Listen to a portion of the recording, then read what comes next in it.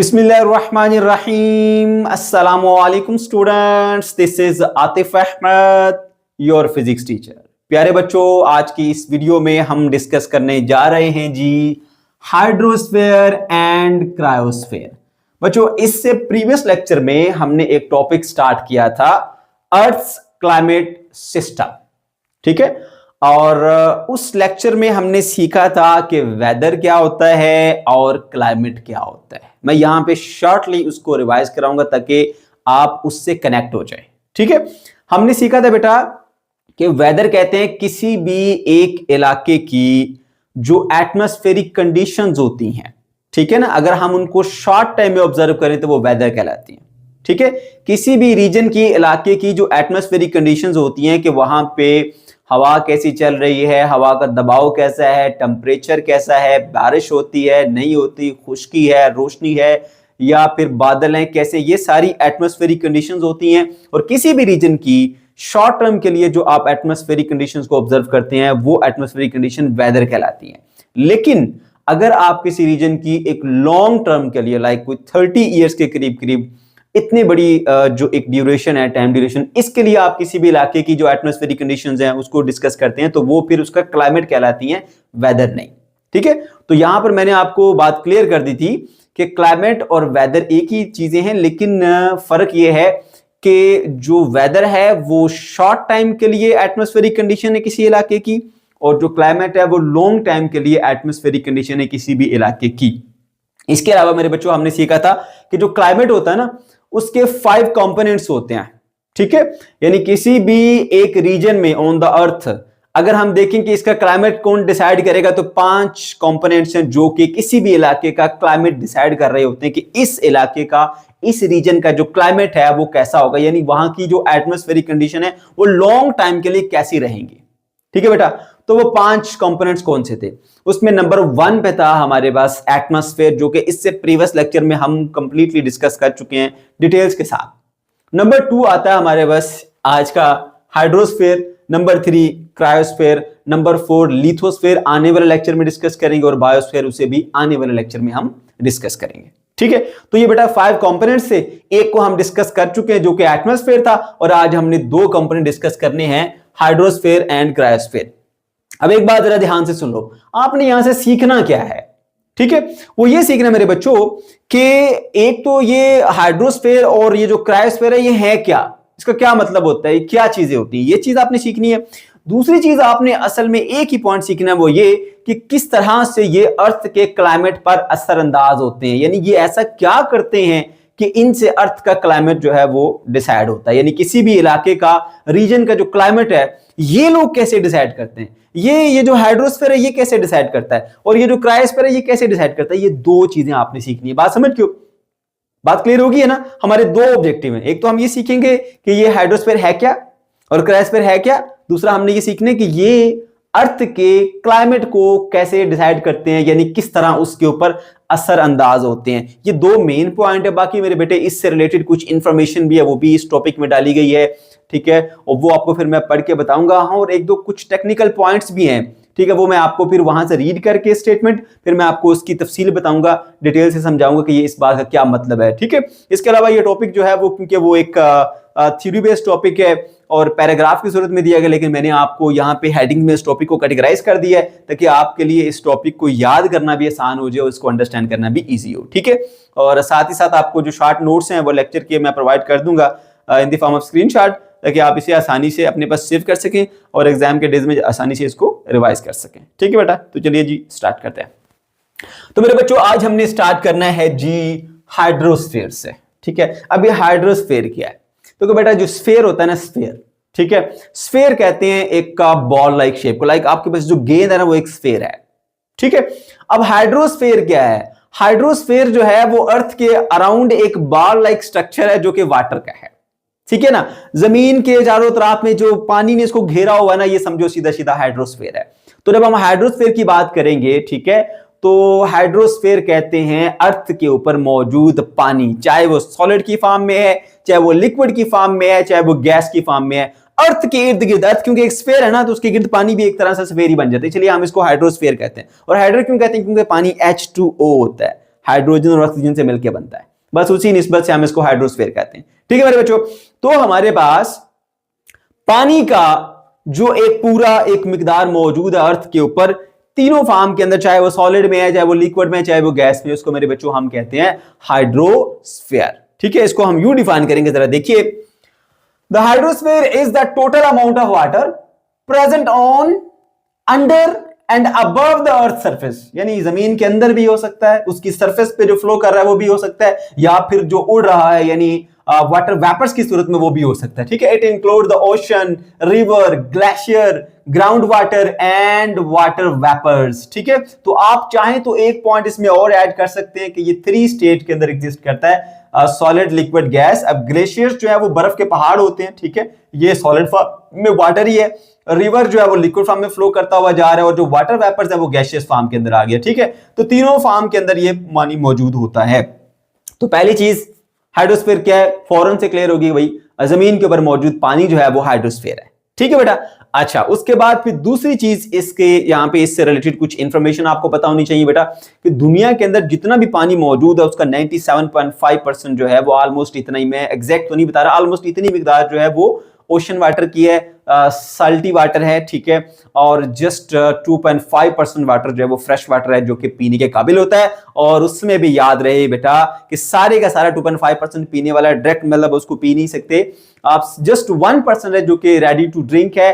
बाकी जो है वो आपका जो है वो मेनली, मैं मेनली बात करूं, वो ग्लेशियर्स की फॉर्म में है। ठीक है, उसको ये बर्फ बना, उसको डायरेक्टली आप पी नहीं सकते। ठीक है, तो 1% के अराउंड अबाउट जो है वो पानी आपको अवेलेबल है, आप उसको डायरेक्टली पी सकते हैं। सही है बेटा, तो ये इंफॉर्मेशन आपने यहां पर लिखनी है अपने नोट्स के अंदर कि 97.5% ओशन वाटर है, 2.5% फ्रेश है, इसमें 1% रेडीली अवेलेबल है, बाकी जो है वो बर्फ की फॉर्म में या किसी और फॉर्म के अंदर भी हो सकता है, बट मेनली जो है वो ग्लेशियर्स की फॉर्म में होता है।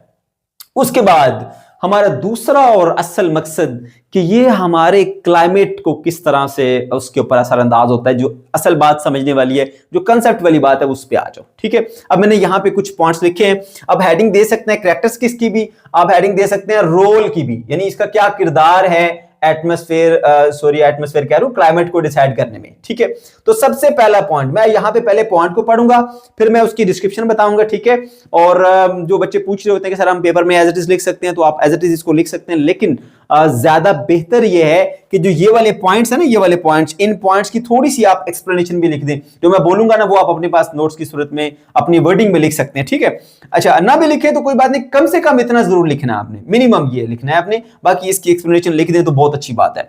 सबसे पहला पॉइंट कि क्या किरदार है, मैं फिर बता रहा हूं, यहां पे मेन हेडिंग जो है वो कैरेक्टरिस्टिक्स की भी लगा सकते हैं, या फिर आप रोल भी लिख सकते हैं, भी क्या किरदार है इसका एटमॉस्फेयर को के अंदर। ठीक है, it helps to regulate the earth climate, ये अर्थ के क्लाइमेट को रेगुलेट करने में आपको मदद करता है। कैसे, छोटी सी मिसाल लेते हैं भाई, आप देखिए कुछ इलाके ऐसे होते हैं जहां पे पानी यानी वाटर बॉडीज, जैसे समंदर है, समंदर के करीब करीब जो इलाके हैं वहां पे टेम्परेचर जो है वो मुतदिल रहता है, वो बहुत ज्यादा बढ़ता भी नहीं है ना बहुत नीचे चला जाता है। ठीक है, अब जब गर्मियां होती हैं, ठीक है, तो अब बहुत ज्यादा सन से हीट एनर्जी आ रही है, सही है, अब अगर वो जमीन पे पड़े और दूसरी तरफ वो पानी के ऊपर पड़े तो जो जमीन है वो बहुत जल्दी गर्म हो जाएगी, पानी इतनी जल्दी गर्म नहीं होगा। उसकी वजह पता क्या है बेटा, क्योंकि वाटर की स्पेसिफिक हीट कैपेसिटी होती है हाई।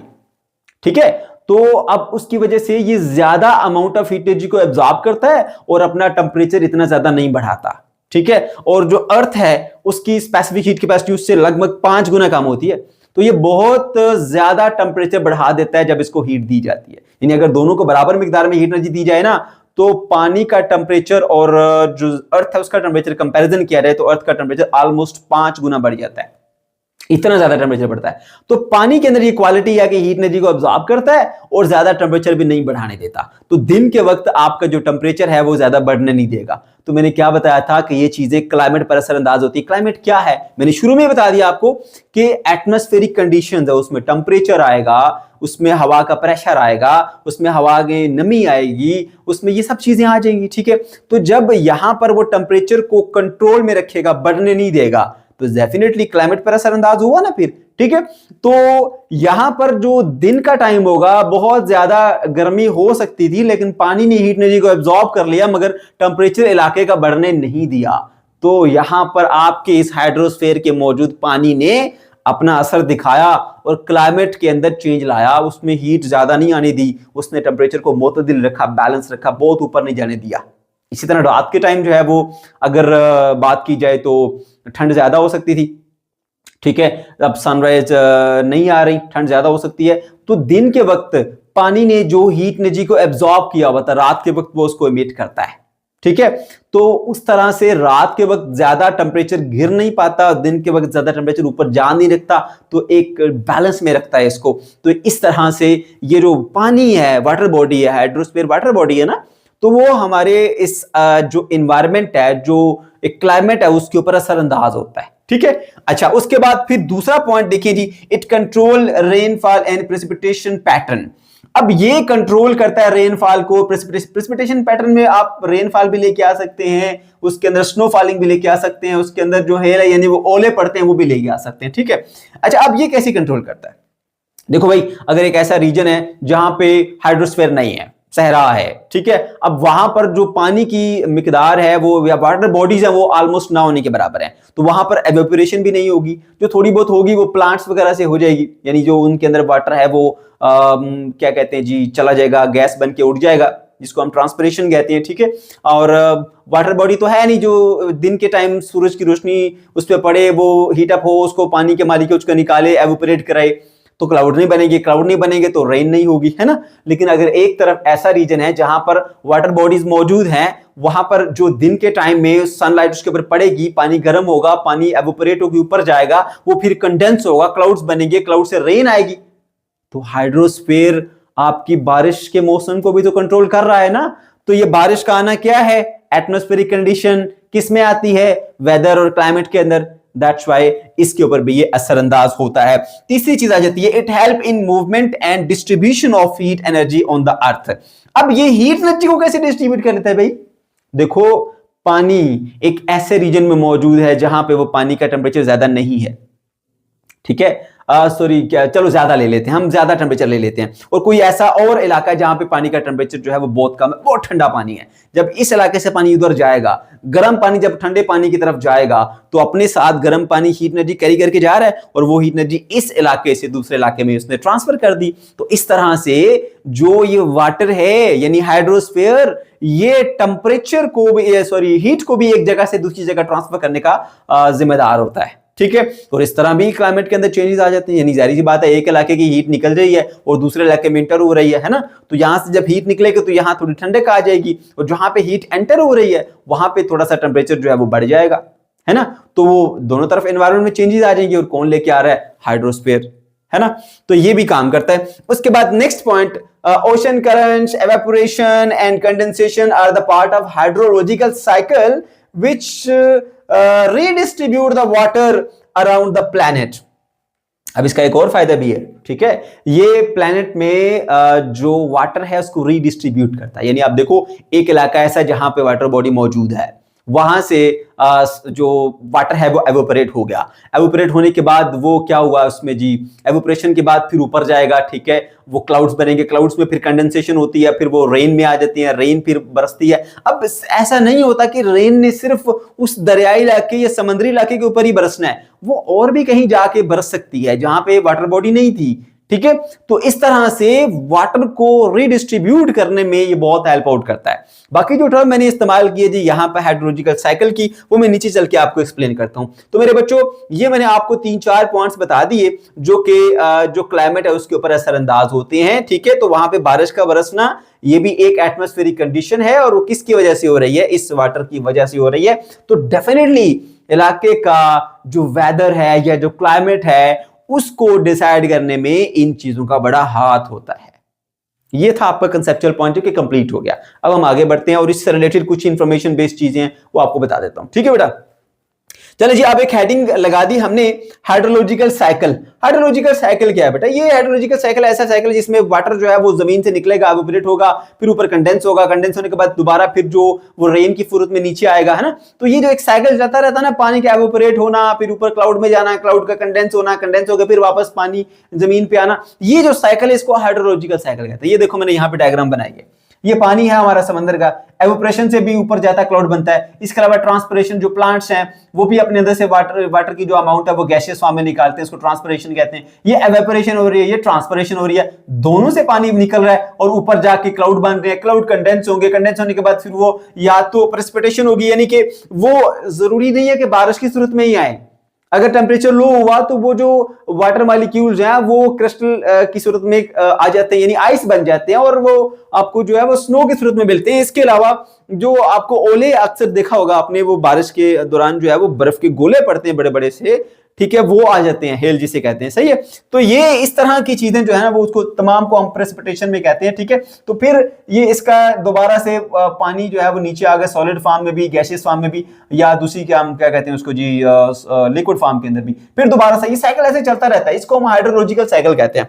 तो यहां पर मैंने डिफाइन किया उसे, hydrological cycle is the continuous movement of water from earth surface to atmosphere and back to the earth in different form। वो different form कौन सी है? बारिश की सूरत में वापस आएगा और गैसियस फॉर्म में ऊपर जाएगा, या फिर आइस की सूरत में नीचे आएगा, आइस के बड़े बड़े गोले, या फिर ऊपर से नीचे जो स्नोफॉल होती है उस सूरत में नीचे आएगा। डिफरेंट फॉर्म है जिसको हम ओवरऑल एक नाम देते हैं प्रेसिपिटेशन का, ठीक है। तो मेरे बच्चों हमने 2 पॉइंट ऑब्जेक्टिव कवर कर लिए, एक हाइड्रोस्फीयर क्या होता है और इसका क्या किरदार है, यहां तक बातें हो गई मुकम्मल। अब मैंने बताया था कुछ एडिशनल चीजें हैं जो आपके कहीं ना कहीं इंफॉर्मेशन बेस्ड चीजें हैं। एक आपको हाइड्रोलॉजिकल साइकिल के बारे में बता दिया, उसकी डायग्राम भी बना के दिखा दी, ठीक है। उसके बाद फिर वाटर बैलेंस इक्वेशन के ऊपर आ जाते हैं, ये भी एक एडिशनल पॉइंट है, ठीक है, इसको भी सीख लीजिए। वाटर बैलेंस इक्वेशन क्या है मेरे बच्चों? वाटर बैलेंस इक्वेशन एक ऐसी इक्वेशन है जो बताती है किसी इलाके के अंदर कितना जो बारिश हुई है, कितना प्रेसिपिटेशन हुई है और कितना पानी जो है वो वहां पर उसके जो ज़खायर है, पानी के ज़खायर, उसमें कितना चेंज आया और कितना पानी यहां से एवोपरेट करके निकल गया। यानी किसी इलाके के पानी का सीधा सीधा हिसाब किताब है कि वहां पर पानी आया कितना, पानी गया कितना, स्टोरेज में कितना चेंज आया, ठीक है ना।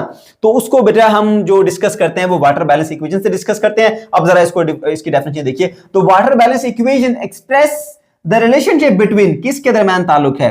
वाटर इनपुट, जो वाटर आया, आउटपुट, जो वाटर गया उस इलाके से, स्टोरेज यानी अब जो उसमें वाटर बॉडी थी जहां पे पानी को स्टोर किया गया था, in the system such as the river, lake, soil और वाटर शेड, ठीक है बेटा। अब ये बेसिकली आपको बता रही होती है ये बैलेंसिंग इक्वेशन कि किसी इलाके में कितना पानी आया है, कितना पानी गया है डिफरेंट फॉर्म के अंदर और क्या उसकी स्टोरेज में चेंज आया। और इसको हम इस तरह शो करते हैं, delta S is equal to P minus E minus Q. अब इसमें पी क्या है? प्रेसिपिटेशन, ठीक है, और ई क्या है? ई हमारे पास एवेपोरेशन है, और जो क्यू है, क्यू मेरे बच्चों कहते हैं जी रन ऑफ, जो पानी फ्लो कर गया समंदर में, दरिया में चला गया, उसको हम क्यू से डिनोट कर रहे हैं, ठीक है बेटा। तो देखिए डेल्टा एस है चेंज इन स्टोरेज, जो भी आपके इलाका था उसमें कोई स्टोरेज बनी हुई थी वाटर की, उसमें जो टोटल उसमें स्टोरेज में चेंज आया उसको डेल्टा एस से शो करते हैं। अब इसमें इनपुट क्या है बेटा? जो प्रेसिपिटेशन है, जो बारिश हुई, जो पानी आया, जो स्नोफॉल हुई, जो हेल आया, उससे जो भी आया है ना पानी उस रीजन के अंदर, उसको हम इनपुट ले रहे हैं, उसको प्रेसिपिटेशन कहते हैं।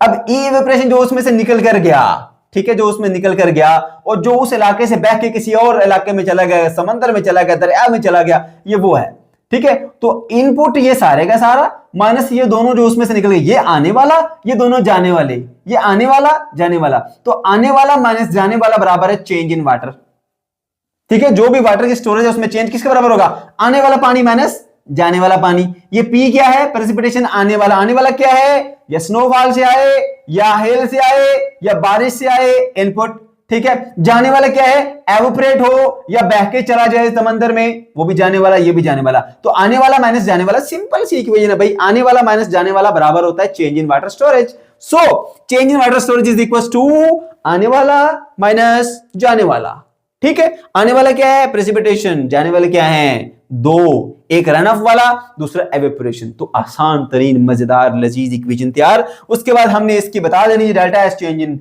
वाटर स्टोरेज है, पी प्रेसिपिटेशन है, 3 फॉर्म में रेन, स्नो, हेल वो मैंने आपको बताया जो ओले वगैरह जो गिरते हैं, ई एवेपोरेशन प्लस ट्रांसपिरेशन दोनों आ जाते हैं। ट्रांसपिरेशन जो प्लांट से वाटर गैसेस फॉर्म में जाता है, और एवेपोरेशन जो वाटर की सरफेस जो है, वाटर बॉडीज यानी समंदर, दरिया, नहरें, तालाब जो भी आपने बनाया हुआ है उसमें से पानी गैसेस फॉर्म के अंदर जाता है, ठीक है। ओके जी, उसके बाद एक और हेडिंग बना लीजिए, इसका पर्पस क्या है? पर्पस सिर्फ ये कि किसी इलाके का हिसाब किताब रखा जाता है कि यहाँ पर कितना पानी आया है, कितना पानी गया है, उसकी स्टडी के लिए हम इसी इक्वेशन का इस्तेमाल करते हैं। It is used to quantify input यानी प्रेसिपिटेशन, आउटपुट यानी runoff and evaporation and change of water over the time, यानी कि कुछ टाइम गुजरने के बाद हम इसको ऑब्जर्व करते हैं किसी इलाके को कि भाई यहाँ पर पानी आया कितना है, गया कितना है, ताकि उस इलाके के लिए फिर जो भी उसकी बेहतरी के लिए काम किया जा सके कि यहाँ पर किस तरह से हम वाटर की स्टोरेज को बढ़ा सकते हैं, वाटर के चेंजेस को ऑब्जर्व करें कि आया तो इतना था लेकिन चला ज्यादा गया, आया इतना था कम गया, जो भी हिसाब किताब हम लगाते हैं उसके बाद हम ये डिसाइड करते हैं कि अब इस इलाके की बेहतरी के लिए हम क्या करना चाहते हैं। तो वहां पर मेरे बच्चों हम पता लगाने के लिए कि क्या सिचुएशन इलाके की, हम इस इक्वेशन का इस्तेमाल करते हैं। लो जी, तो ये भी इंफॉर्मेशन बेस्ड पॉइंट था, ये वाटर बैलेंस वाली, ये हाइड्रोलॉजिकल पॉइंट, ये भी इंफॉर्मेशन, दो मेन पॉइंट थे वो दोनों कवर हो गए। इसी तरह से आगे भी हमारे दो ही मेन पॉइंट है, एक आपने समझना है ये क्रायोस्फीयर क्या होता है और दूसरा ये क्रायोस्फीयर हमारे एटमॉस्फेयर को किस तरह से मुतासर करता है, क्लाइमेट में किस तरह से चेंजेस लेके आता है, ये चीजें मेरे बच्चों हमने समझनी है। सही है, तो चलिए जी बढ़ते हैं क्रायोस्फीयर की तरफ। अब ये जो क्रायोस्फीयर है ये क्या है? हमारी अर्थ के ऊपर जितना भी आइस अवेलेबल है, ठीक है, जितना भी वो चाहे स्नो की फॉर्म में है, चाहे वो सॉलिड आइस है, चाहे फिर वो हमारे पास एक और फॉर्म होती है जिसको हम कहते हैं थर्मोफ्रॉस्ट, इस फॉर्म के अंदर है, मैं बताऊंगा थर्मोफ्रॉस्ट क्या होती है। ये जो जितनी भी आइस अवेलेबल है ना हमारी इस अर्थ के ऊपर, इसको मेरे बच्चों हम क्रायोस्फीयर कहते हैं। और ये भी हमारे जो एटमॉस्फेयर है ये उसकी ऊपर बड़ा असरअंदाज होती है, इसके क्लाइमेट को डिसाइड करने में बड़ी अहम किरदार अदा करती है। ठीक है, चलिए जी सबसे पहले डेफिनेशन पे आ जाए जी। Portion of the earth surface where the water is in the solid form usually as the snow और आइस इज कॉल्ड क्रायोस्फीयर। इंतहाई आसान तरीन definition. It contain it includes sea ice, समंदर के ऊपर जो बर्फ तैर रही होती है वो भी इसमें शामिल है।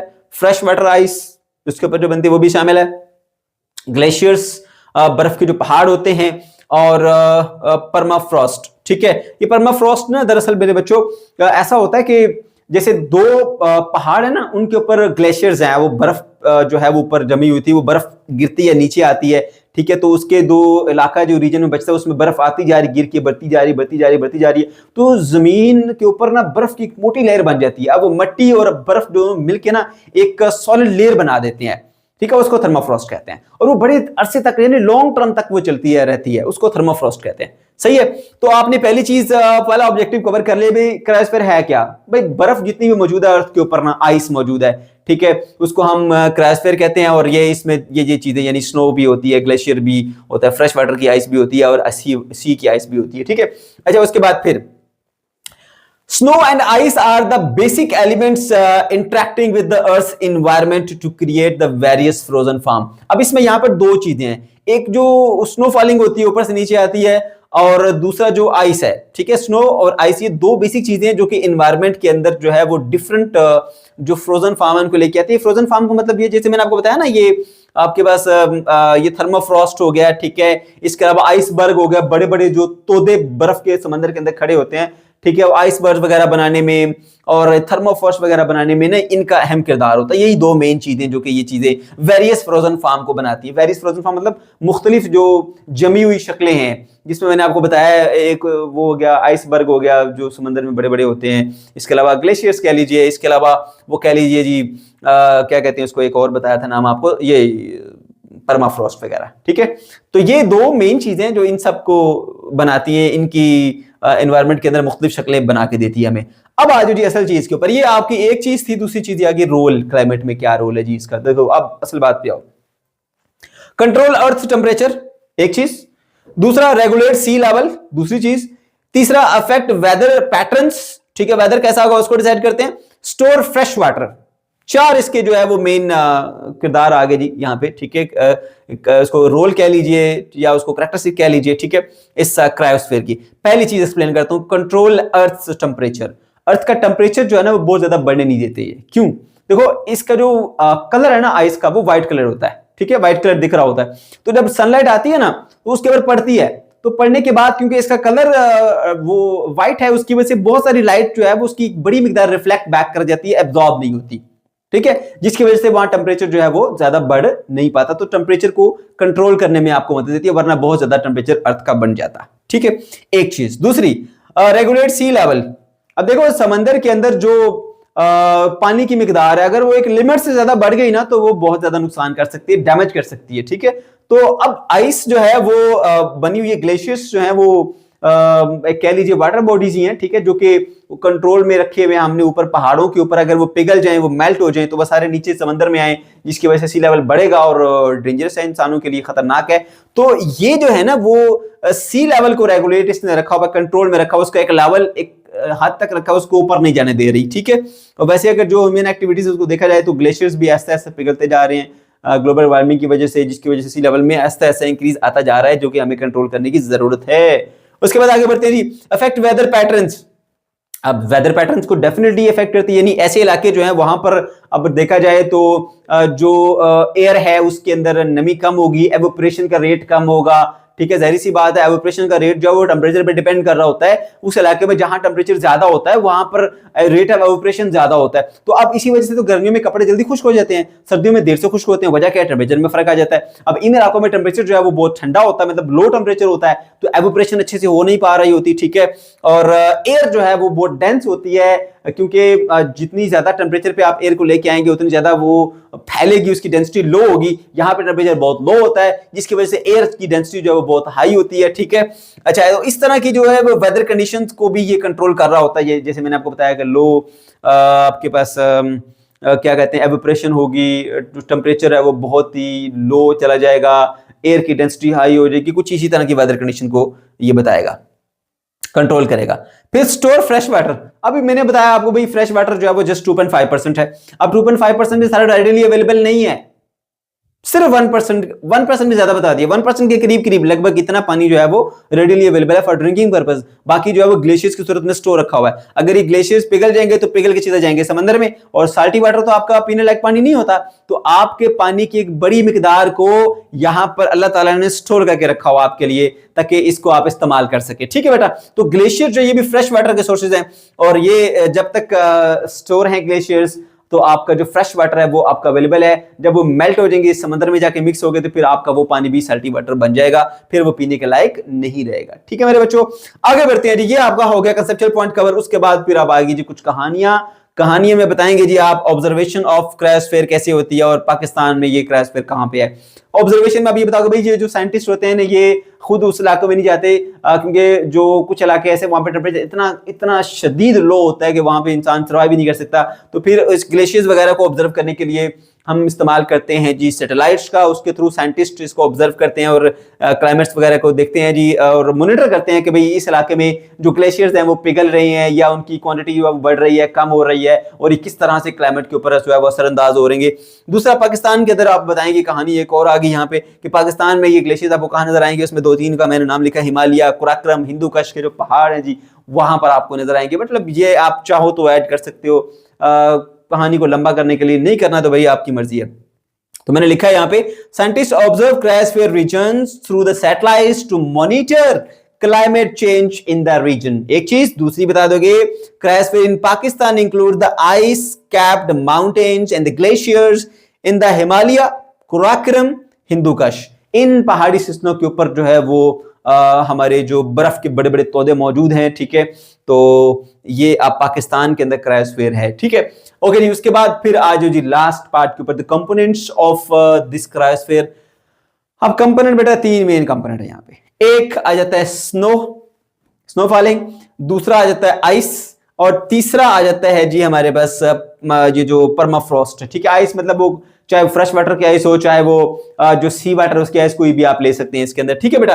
सबसे पहले आ जाइए स्नो के ऊपर। अब ये स्नो जो है वो क्या है जी, स्नो फॉलिंग आप सबको पता है भाई, जो बर्फबारी हो रही होती है, मरी में आप जाते हो घूमने फिरने के लिए, एंजॉय करने के लिए, आजकल आप जा रहे हैं क्योंकि आजकल सर्दी है, तो स्नो फॉलिंग को आप एंजॉय कर रहे हैं। अब स्नो फॉलिंग होती क्या है मेरे बच्चों, ये प्रेसिपिटेशन की एक फॉर्म है।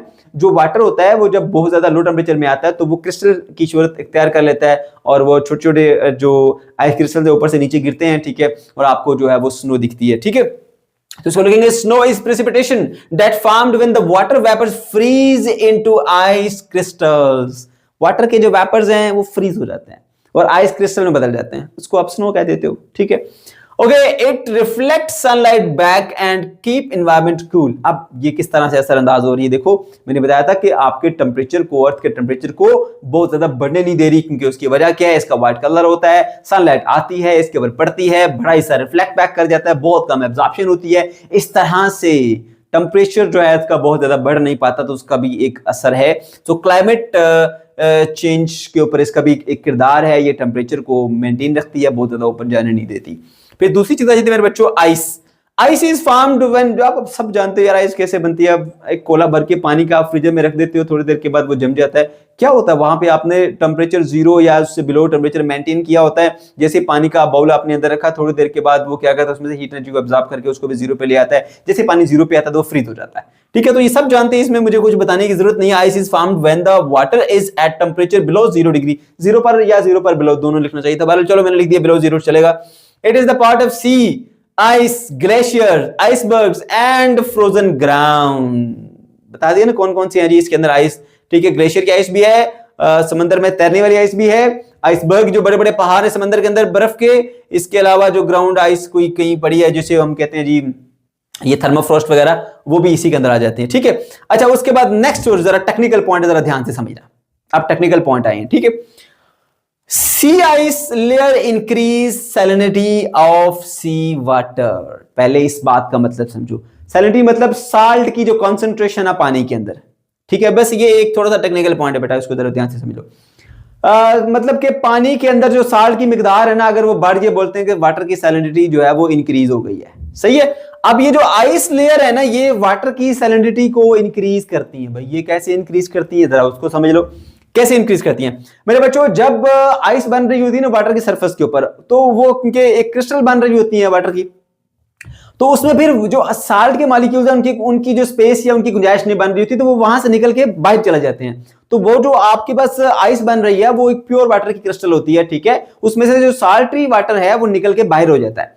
अब आइस के अराउंड जो है फिर जितना भी वाटर है उसके अंदर, क्योंकि साल्ट के मॉलिक्यूल उसके अंदर तो फिट नहीं हो रहे थे वाटर की क्रिस्टल के अंदर, वो निकल के बाहर आते जा रहे हैं। तो सराउंडिंग वाटर जो आइस के इर्द गिर्द होगा उसके अंदर जो है वो सॉल्ट की कंसंट्रेशन बढ़ जाएगी, जिसको हम ब्राइन कहते हैं, यानी कॉन्सेंट्रेटेड साल्टेड वाटर कह ले आपसे आप। ठीक है, तो उसकी जो कंसंट्रेशन है वो बढ़ जाती है, तो वाटर की सैलिनिटी को इस तरह से आइस इंक्रीज करती है। एक बात होगी क्लियर। अच्छा आगे बढ़ते हैं। हमने ये चीज देख लिया कि sea ice layer increase salinity of the water. Sea water कैसे इंक्रीज करती है और क्या होती है, दोनों बता दिए।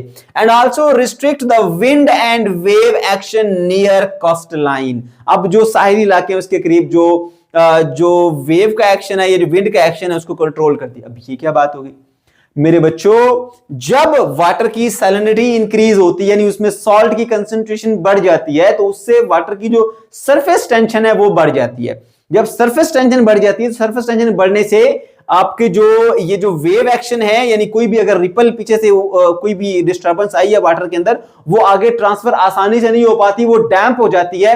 इस तरह से जो लहरें हैं वो ज्यादा बन नहीं पाती कोस्टल एरिया के अंदर। एक चीज। दूसरी चीज यह है कि इससे, क्योंकि अब साल्ट आइस के अलावा जो पानी वहां पर मौजूद है उसमें साल्ट की कंसंट्रेशन हाई है, उसकी वजह से पानी की डेंसिटी बढ़ जाती है, पानी ज्यादा मैसिव हो जाता है। तो मैसिव वाटर को ऑसिलेट कराना एक लाइट वाटर के मुकाबले में ज्यादा मुश्किल होता है। तो अब इस पानी के अंदर जिसमें सैलिनिटी इंक्रीज हो चुकी है, सॉल्ट की कंसंट्रेशन बढ़ चुकी है, अब इसको आप आसानी के साथ ऐसे वेव्स की सूरत में नहीं लेके जा सकते, यानी इसमें से वेव आसानी से पास नहीं कर सकते, वो वेव्स डैम्प हो जाती हैं।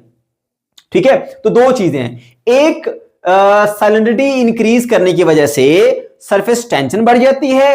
दूसरा, वाटर जो है वो मैसिव हो जाता है, उसकी डेंसिटी इंक्रीज कर जाती है। ये दोनों फैक्टर सूटेबल नहीं है उसमें से लहरों को गुजरने दें, कि उसमें से वेव्स को आगे पास करने दें। तो अगर कहीं पहले से वाइव बनती हुई आगे तक ट्रांसफर हो रही हैं तो वो डैम्प हो जाती हैं, क्योंकि आगे वाटर मैसिव हो गया है। ठीक है, और दूसरी चीज, उसकी सरफेस टेंशन जो है वो भी बढ़ गई, वो भी ज्यादा सूटेबल नहीं है, उन वेव्स को सरफेस के ऊपर बनने नहीं देती, यानी कि बहुत ज्यादा जो एक्सटर्नल एयर जो विंड चल रही है, हवा चल रही है, वो पानी के ऊपर लहरें बनाने की कोशिश कर रही है, लेकिन एक्सटर्नल फोर्स को ये जो सरफेस टेंशन है वो जब बढ़ती है तो वो उसको ज्यादा अच्छी वेव बनाने देती नहीं है। तो इसलिए हम कहते हैं कि sea ice layer increase salinity.